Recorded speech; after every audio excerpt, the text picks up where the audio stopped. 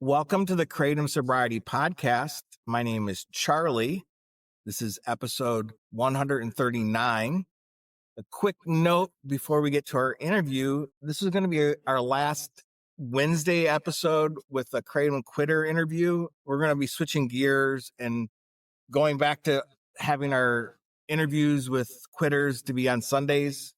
And then occasionally on Wednesdays, we'll have special episodes, but we found that twice a week schedule was just too much work for all of us. So you'll still see some episodes on Wednesdays, but don't be surprised if they're empty. But we'll always be there on Sundays. And so thanks a lot, James, for being our last Wednesday Quitter interview. How are you? I'm doing good, man. Thank you for giving me the opportunity to tell my story. I really appreciate it. Yeah, same here. How do you usually introduce yourself when meeting someone new? Yeah, so my name is James. I live in beautiful Santa Fe, New Mexico. I'm originally from upstate New York on the Canadian border, so I'm almost Canadian. I have an engineering background, so I went to college in Florida. I actually had the opportunity to live in Israel, abroad for a year, in the Middle East and everything for a grad program.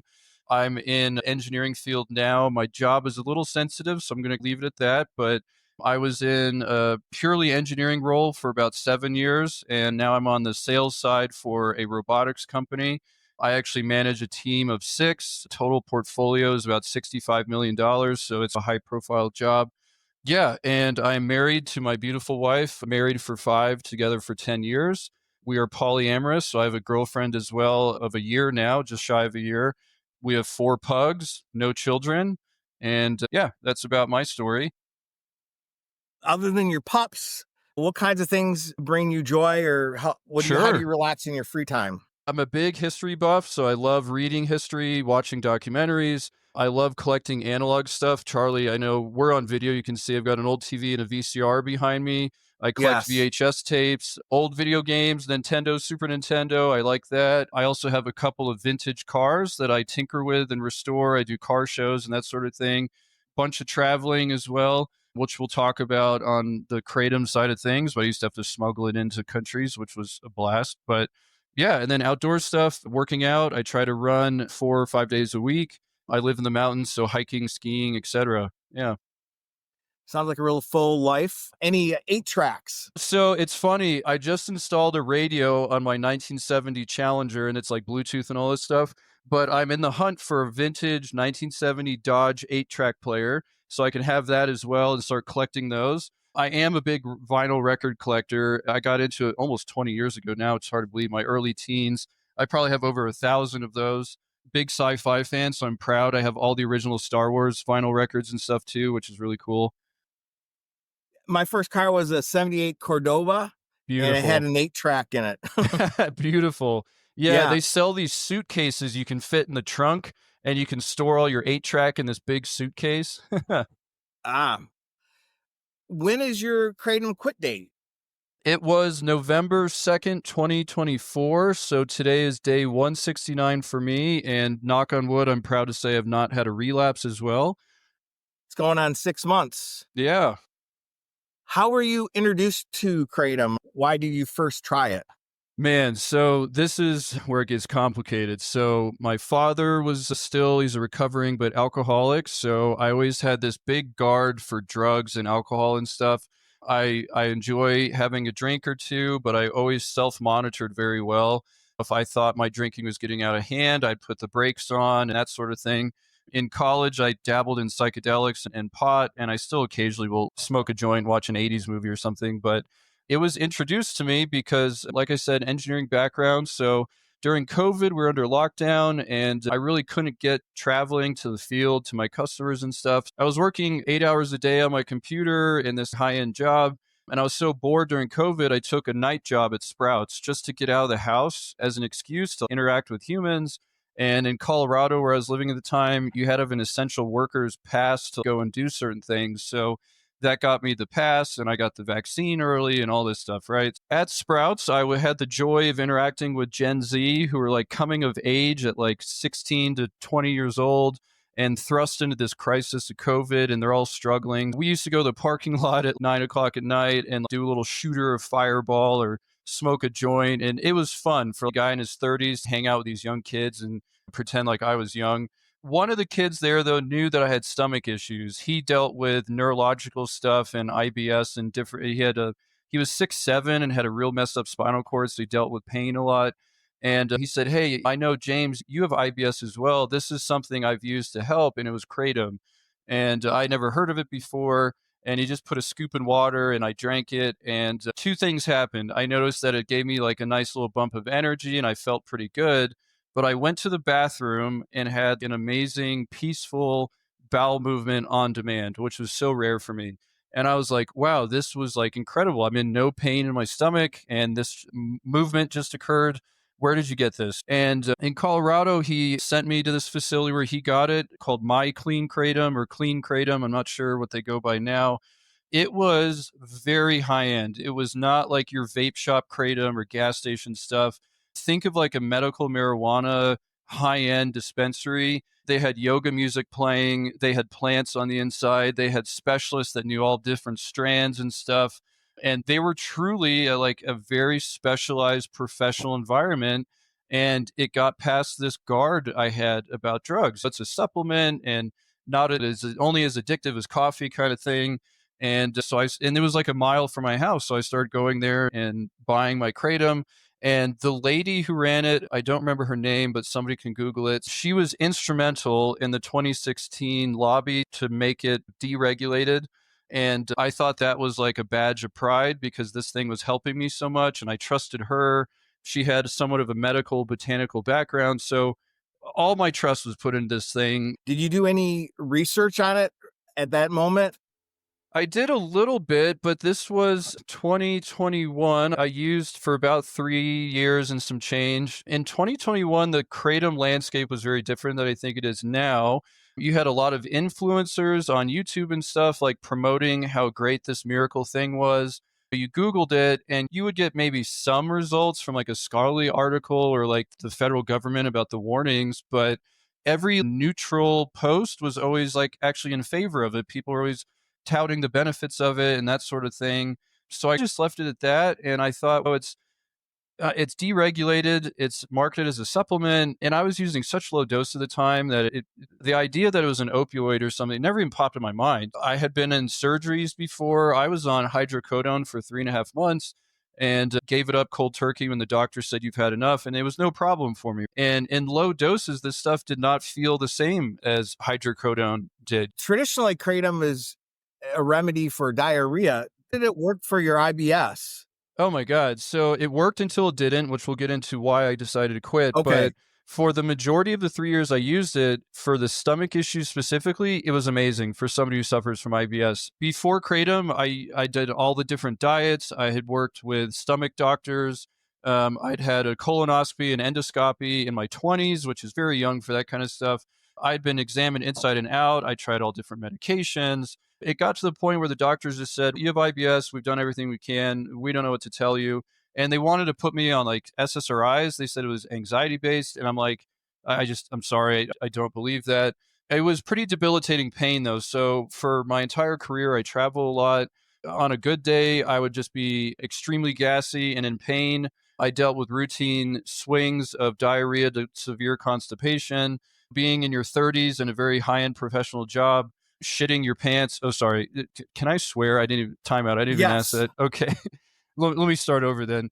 Yeah. So I dealt with constipation, diarrhea, gassiness, stomach pain. Didn't matter what I ate, if I was on a special diet or not, but being in your 30s and losing control of your bowels at the airport for work was just totally embarrassing.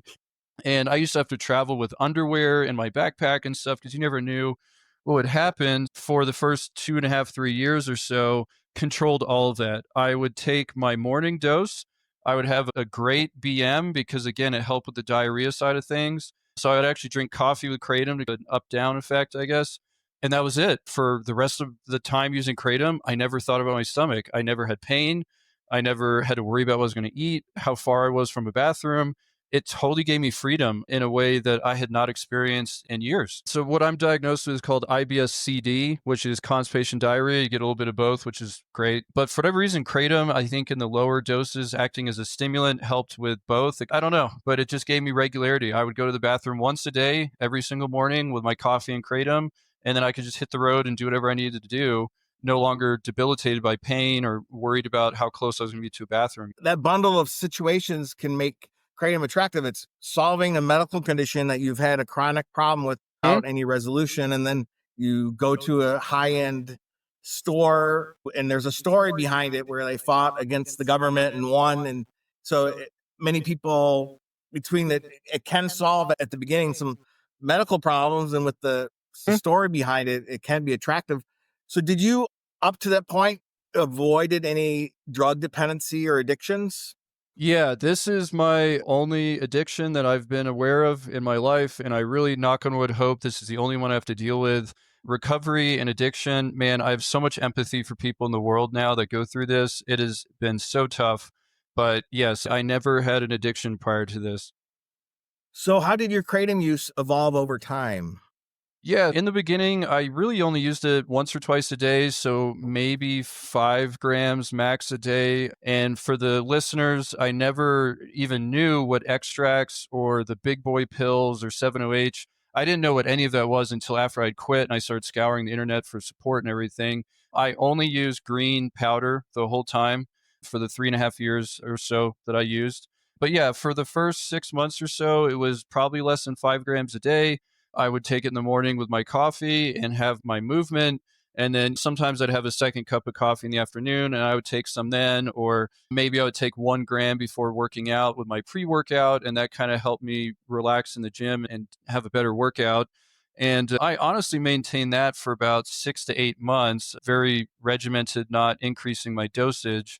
Did you eventually get tolerance or any side effects? So early on, I did not get side effects. I think my tolerance grew pretty quickly. And about 6 to 8 months in is when I started using more. Now I wasn't using just twice a day. It started to be like, let's between meetings and I want to relax. So I'll use 1 more or 2 more grams or something. And so, probably for the next 18 months or so, I used about 10 grams a day of green powder and I would just mix it in water and slug it back. I actually had a point of sobriety, so it was about a year in where I was like, "This is weird. I'm using this every day." And I'd never been dope sick. I didn't know that I was physically dependent, but I just said, "Oh, I'm just going to stop using it without knowing how to do it." I did taper down. I went from 10 to 9 to 8. I just stopped taking less and less. I only had physical withdrawals for 2 days, and I really kick myself for not just being stronger and getting through it. But I had physical withdrawals for 2 days. And then the pause hit pretty quick. And I wouldn't even say now after experiencing what I've experienced with true depression, but I was slightly depressed for about 2 months and I would relapse on weekends or something. But yeah, I went about 3, 4 months with maybe using 2 grams a week. And I just decided, man, like my stomach and stuff. And I was like, I'm fine without it, but like my stomach issues came back and I said, let me just use it. Again, it's deregulated, it's quote unquote, it's safe, like whatever. And my current self, I could kill my past self for not being done with it. So then I started using and I went right back to my 10 grams a day. And then, yeah, it just escalated from there 10, 12, 15. And I don't have a total number I was using at the very end, but I would probably guess somewhere in the 30 to 50 grams a day. I would buy these little bags of 100 grams, and some weeks that would last me 7 days. Some would only last me 3 or 4. And was there a specific moment that came where you go, this second round with this isn't working?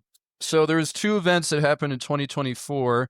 I was in Italy for a wedding and I had packed a big bottle of milk thistle, but I poured the milk thistle out and put all my capsules in there.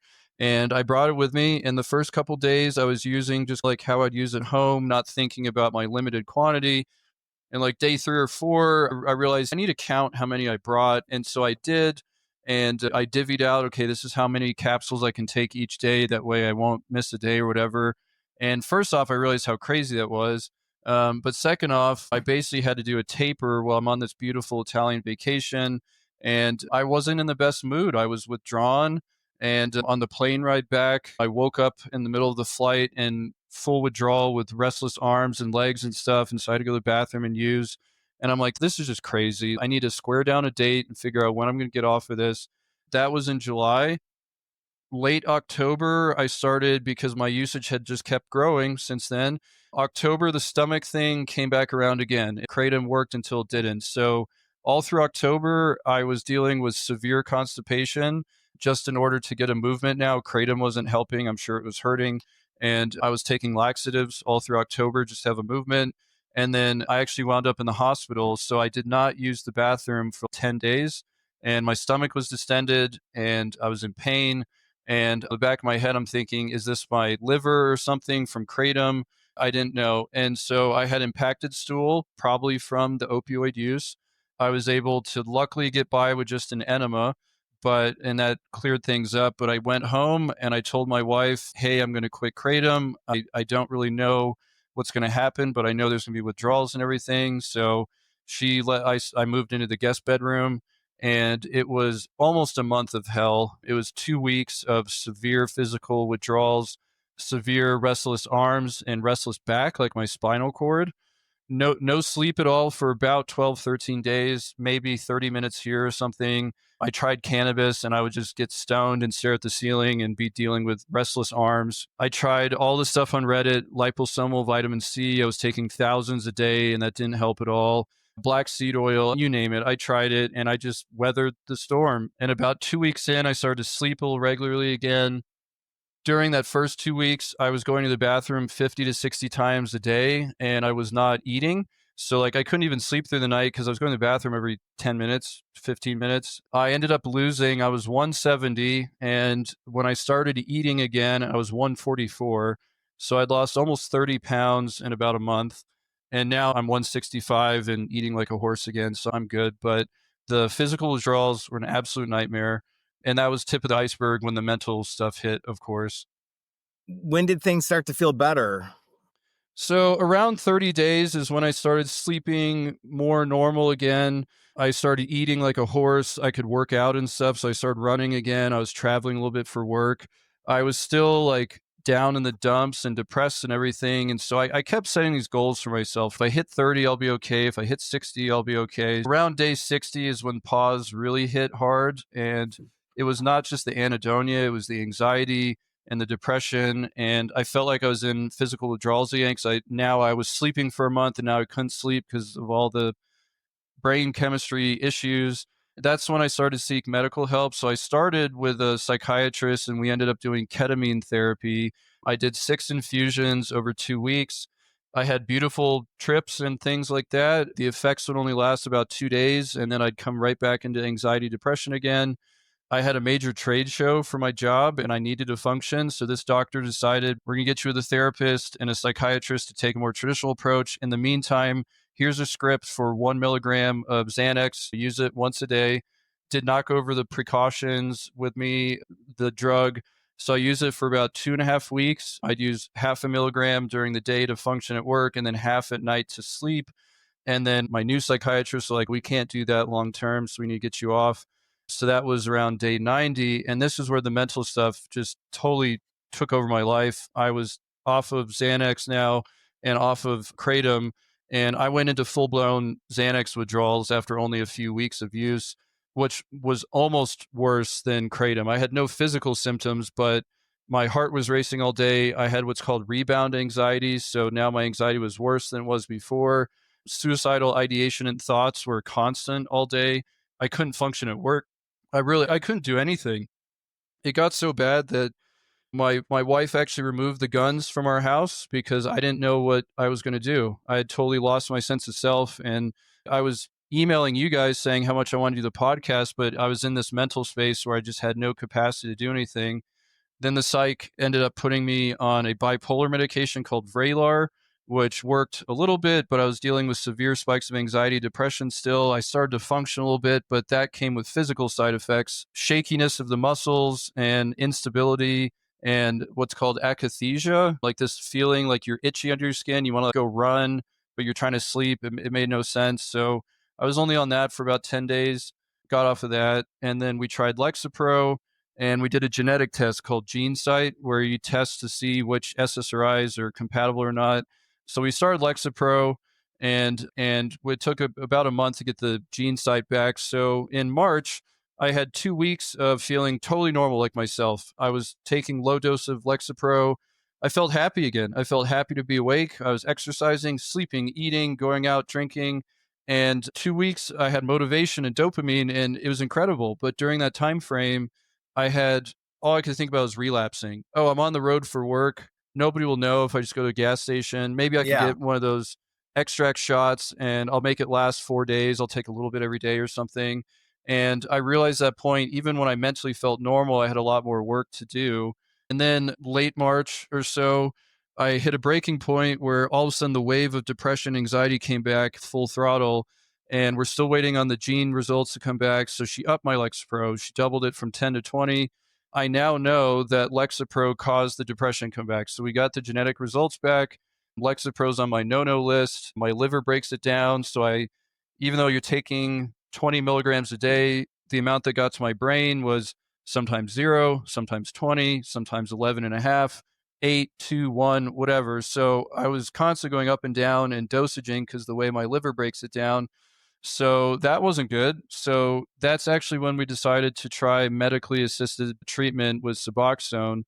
So tapered off Alexa Pro while tapering up on Suboxone, and I feel great today.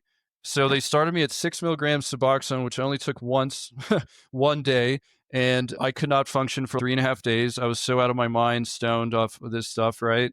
Every day I've been getting off of Lexapro. I feel better and better, more like myself. I've also been actively tapering down Suboxone as well. I've been on it for about 3 weeks now. 6 was way too much. Then we tried 4. 4 would get me stoned for 2 days. That wasn't good. So went down to 2. 2 seemed like a good happy medium.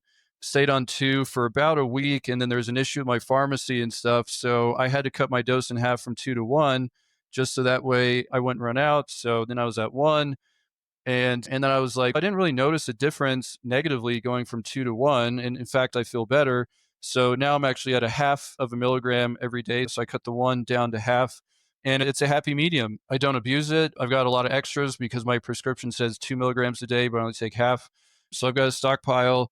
I don't think about Kratom. I don't have cravings. I don't feel like relapsing. It's such a small dose that I can function. I work out 4 or 5 times a week. I'm motivated at work. I love my job again. I'm I have the capacity to love my wife and my family and my girlfriend. I'm functioning as a human for the first time in 5 months. And what Suboxone has done for me is just given me stability in life to do the things I need to do, to attend meetings, to work with a therapist, an addiction therapist twice a week, my psychiatrist, a couples therapist. Yeah. So Suboxone has been an absolute miracle for me. I'm glad you finally got some relief. That was a pretty bad case of physical withdrawals that you had. Yep. And then it sounds like both the prescription of the benzo and the Lexapro Yeah. didn't work for you. It made things worse. And the bipolar meds that they had me on for week 2, I just felt like a guinea pig and nothing was working. And yeah, And prior to this, you never were treated for mental health conditions like this? no, I've always been a very mentally strong person. I've got a lot of fortitude. Yeah, I've never dealt with anxiety or depression before, which probably has made this worse for me because I didn't know what to expect or really how to deal with it. But yeah, I did not seek Kratom for mental health issues or anything like that. Did you have the same doctor throughout this whole time, or did you have to find the right fit there too? Yeah, so the first doctor was the ketamine Xanax doctor. I no longer see him for obvious reasons, but the team I have now, we have a couples therapist that my wife and I have been going to for about a year, so she's part of the team. My current psychiatrist and my addiction therapist, we started working together in February, and they're amazing. So I should say that I was a little worried seeking help for Kratom because a lot of people don't know what it is. And to a degree, myself included, I did not understand the breadth of what was going to happen. Both my addiction therapist and my psychiatrist, I am not their first Kratom addict that they've worked with. They have, as a team, helped to get some people on an abstinence based sobriety program. Most of their patients, 90% plus, do use medically assisted treatment for this. Some of them just remain at a stable dose of Suboxone. They've been that way for a few years. Others have successfully used the Sublocade shot and they're opioid free now. And that is my intention long term. I don't know if I would have used Suboxone in the first place without knowing about Sublocade.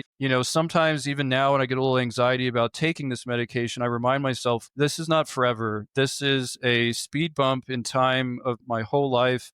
whether I'm on Suboxone for 3 months or a year and a half, I will be transitioning the shot for a number of reasons, not only to taper, but I do plan on using the shot for a few months to change my brain's behavior. I no longer want to reward myself for taking something, right? Whether it was Kratom or the Suboxone to get relief. I just want something in the background that I don't think about and just to maintain that stability and move on with my life. So Are you doing other things to support your recovery? yeah, absolutely. Working out is on all the support, anything you go and look. But yeah, running has been a godsend for me. It's something I look forward to doing every day. The meetings and stuff have been useful to a degree. I have backed away from social media because once I started medically assisted treatment with Suboxone, man, there's some stigmas behind it. And it wasn't an easy decision. I did not take it lightly, but I'm a homeowner. I have to pay taxes. Again, I've got a very high profile job and career I've worked decades to build. There was points during my withdrawal that I was wondering, do I need to seek a lawyer to get on family medical leave assistance? Do I need to go to rehab or something? I was so scared of losing my job and having this whole life I built crumble underneath me, losing my house or something. And so it wasn't a decision I took lightly, but it seems most of the people that I bring it up to only want to give me warnings about it or to a degree make me feel bad for even seeking this as an option. But like I said, it's given me stability in my life. I love my job again. I can be a good husband, a family member. I can travel. I don't, everything. It's been amazing. Aside from Suboxone, working out, doing meetings, I eat really well. And now I'm diving into my hobbies, reading again and working on my old cars. And yeah, Suboxone has just taken away the thought of Kratom. I don't think about it for weeks at a time unless I'm telling my story or something. You had a serious situation. Your family felt like you needed to remove the guns from your home. So, Yeah, and it wasn't the first course of action was going the mat route. Before the interview, I mentioned the use of Suboxone, Kratom. There's just so much stigma around it. I know people have had really bad experiences, but the Sublocade shot really resolves a lot of those. And I absolutely. just think in many cases, it's the cultural wars are seeping into people's discussions about the recovery. And then just among our own community, there's still some recovery puritanism Yeah. around you're switching one addiction for another. No, I totally agree. It was not a decision I took lightly. It was a difficult one. And using my support groups that I had, I was being stigmatized. Like it was a stigma within a stigma. Like we're already addicts. We're already recovering from this stupid gas station, whatever.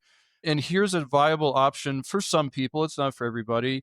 And so I'm like, I felt like a double, triple stigma. I'm already guilty for being an addict. I'm already feeling the shame of it. I'm trying truly everything, but I'm having real world conversations with my wife where I'm admitting to, I thought about drowning myself in the bathtub today, or honey, you need to get the guns out of the house because I can't stop dreaming about this. So it was not a decision I took lightly. And I'm thankful that my mental health is so stable and everything now that those thoughts are way in the rear view mirror, but I don't know what would have happened if I didn't have this as an option. And to note, I did tell her, I said, look, if these thoughts become too overwhelming, I'm not going to do anything to hurt myself, but I will just use Kratom again. That was the bare bones brass tacks was if I get to a point where I'm actually thinking about doing something, I'm just going to use Kratom again for reduction of self-harm. But I'm proud to say I'm here and I've not had to do that. Yeah. I'm wondering if you took that genetic test for the Lexapro. I wonder if there's a similar thing that can be done for Kratom Yeah. because it seems like people have way different reactions to Kratom and your body, your system appears it doesn't get along with Kratom. Yeah, no, and man, like there is so many alkaloids in kratom that we really don't know much about. We only know about the big boy that pretends to be an opioid, but the other 50 or 60 are in there. And then of course, like I don't think kratom should be as available as it is now. We'll discuss that. I think that's another question of yours down the road, but I do admire lobbying for testing standards and some sort of regulation in the market because again, the stigma of Suboxone is this and the withdrawals and this stuff. And it's either this, which is medically controlled by a pharmaceuticals company to have standards and I'm not abusing it. And so I have a baseline every day. The other option with Kratom is you don't know what you're getting. You don't know where it comes from. Is there fertilizer and pesticides in it? Are there heavy metals in it? Have they laced it with another illegal drug that you have no idea? So you have ups and downs by different bags, different strains, different times a year when they harvest it. What does your next 3 months look like, 6 months look like in terms of your recovery? I'm upping my addiction therapist visits, so we're up to twice a week now, which has been crucial. He's given me homework to actually record all my dreams in a journal every day, and we're evaluating some of those. I'm going to be looking at cognitive behavioral therapy as well. I do need to make a decision here shortly. It's been 3 weeks on Suboxone, so I need to make this decision of, do I want to taper off now at 0.5 mg and see what it is like on the other side, or commit to it for a few months before I transition to the shot. So that's something that's weighing over me right now. But in the next 3 months, life is up, man. My wife and I, again, I'm doing a lot of traveling. It's a beautiful summer starting here in New Mexico. We're debating where we're going to go do our abroad vacation this year. I've got a wedding to go to in August. I'm actually seeing Dave Matthews in Washington State in August as well. I'm at a point now in my stability and my recovery that I can start planning to do fun things again, interacting with humans and socializing and building that foundation again. You alluded this earlier. What would you like to see change in the marketplace in terms of the way Kratom is sold? I'm like a dichotomy here. So I've always been for the decriminalization of drugs to keep people out of jail, and so they can get recovery or whatever they need. I've been very pro the legalization of cannabis products, mushrooms. I'd love to see the expansion of more psychedelics being legalized, at least for medical purposes, like ecstasy or MDMA as well. And this might sound selfish, but I don't know if Kratom has a place in everyday American life. And I think we're about to hit a massive wave here. I was looking up numbers before our podcast. Daily Kratom users in the US right now, roughly 1% of our population. Obviously, I can't speak to what their habits look like, but that is a wave of human beings that are going to be in recovery at some point in life. Or I'm sure we've all heard the stories of seizures and death from it. Often that's with mixing other drugs with it, but we're going to start seeing a lot of bad things before it gets better for Kratom. I do understand that there are people that can use it for health reasons. And for a time, that's me as well. But chronic pain or getting off of stronger opioids with the use of Kratom. But I do not think it should be able to you can get an unregulated opioid at a gas station, at a medical, like an herbalist store, a smoke shop. It is absolutely bananas to me that you can go buy 7-OH legally, which is, I believe, stronger than morphine, which there is no excuse for that. I certainly think all of those higher end products should be outlawed as a whole. If we were to remain anything legal, be the powder only with heavy regulation and testing standards. But man, the farther I get away from it, I just don't know if that's viable either. If we had, maybe Oxycontin's too strong, but if you had Norco or something that was a much lower dose opioid available at Walgreens, come on, man, we would have so many issues in this country. I'm all for doing research into Kratom and figuring out what these other alkaloids do, and maybe allowing it to be used under the care and supervision of a medical professional, maybe at a rehab facility in lieu of Suboxone or something. But I do not think the average American should be able to get in their car and go buy opiates because it's just too addictive. I'm sorry. I deal with people every day in recovery. It ruins lives, and it takes sometimes years to recover and to regain your life back. It doesn't even come with a warning on it. It's a complicated thing to try to regulate. And I agree with you too. I don't want to see anybody in jail or interactions with police trying to enforce these rules, but just having it, especially just being sold at gas stations and at every corner, is definitely an issue. What's one piece of advice you'd offer someone who's thinking about quitting Kratom? Yeah, I think the most important thing is there's two. Get involved in all the support groups, the different Reddit groups, and the WhatsApp and Signal chats and all that stuff, right? Because you're going to need to communicate a lot and to talk with people that are going through the process and build that community. The other important thing is be very open minded. Everybody is so different, and recovery does not look the same for everybody. I cold turkeyed through one of the worst experiences of my life, and I was steadfast on this Puritan approach of cold turkey and no relapse and no Suboxone and everything. But I've been fortunate to be able to meet so many people in recovery with different approaches to it. Some people can work out and just move on with their life, right? Others have to worry about the threat of self harm. Others deal with relapse constantly, right? There's so many different approaches, whether it's detox rehab, ibogaine, sober living, mat, no mat, all of this stuff. So the important thing is just do not give up. Your life will be better for giving this stuff up. The important thing is just be open minded, listen to your body, and you need to really work to find the approach that works for you. And once you find it, you're going to know and you're going to be able to function and be happy. And then you can have the time with that stability to work on yourself and fix the underlying issues. Thank you. That's very solid advice. And that's the approach that we've tried at the podcast is to showcase all those different pathways. We can't recommend what's the best fit for you, but one of those is going to work for you. And Absolutely. And I do want to say as a disclaimer for Suboxone for everybody too, I'm happy on the Signal chat or WhatsApp, whatever, to talk to anybody about my experience about Matt or if they have any questions about it. My advice that my doctors gave me that I'd like to give the community is that we are addicts. And one of the most important things with Suboxone is to find the lowest dose that works for you. It took me a few weeks to get all the way down to actually 0.5 milligrams, and that works great for me. I don't think about opioids or kratom anymore, but I could have been taking 6 or 12 or whatever and insane amounts, but we are addicts after all. And that's not the point of this medication. It's not supposed to make you stoned, if you will. It's supposed to give you stability and curb the cravings. And it's a tool to help you focus on your life and your recovery without the threat of relapse. it's an excellent way to describe it. Before we wrap up here, is there anything else you'd like to share that we didn't ask about? No, I think you went through quite a bit and I appreciate your thoroughness in the interview. Yeah, I'm so happy to be at a place now, almost 6 months here, and I'm in all of the chats. If anybody has anything that I can help with, I've met a really great individual during recovery. His name is David. He's in North Dakota. He's actually on the Sublocade shot. He went through withdrawals off of 7OH, went right on to Suboxone on like day 2. He was only on it for a week or so, and then he went right to the shot.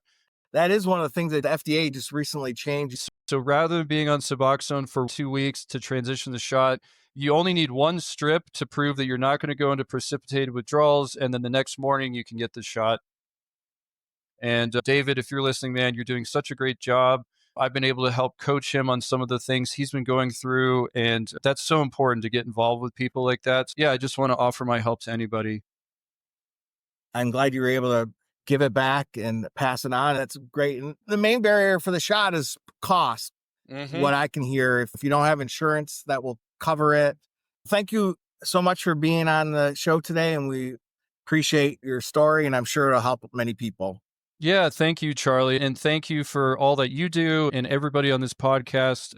We're all in this together, and all we want is to be free of these chains and have a good life. And you guys do amazing work with your podcast to share stories. So thank you.